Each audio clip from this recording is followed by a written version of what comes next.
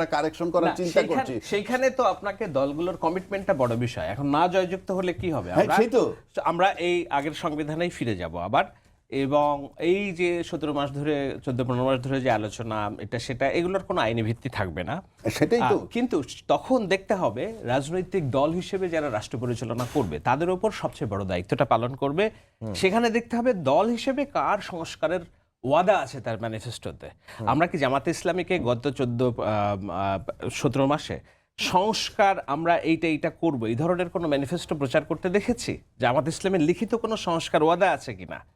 যদি না থাকে, তারা মুখে বলেন, হ্যাঁ, যদি না থাকে তাহলে তাদের সংস্কার করার কোনো, যদি তারা জয়ী হয় কোনো বাধ্যবাধকতা নাই। কিন্তু বিএনপির তো আমরা দেখেছি 31 দফার একটা লিখিত চার্ট আছে, এবং যদি এই ইউনূসের বেঁধে দেওয়া সংস্কার বাস্তবায়নের জন্য গণভোটে না জয়যুক্ত হয় তখন তাদের নিজস্ব যে সংস্কার ওয়াদা আছে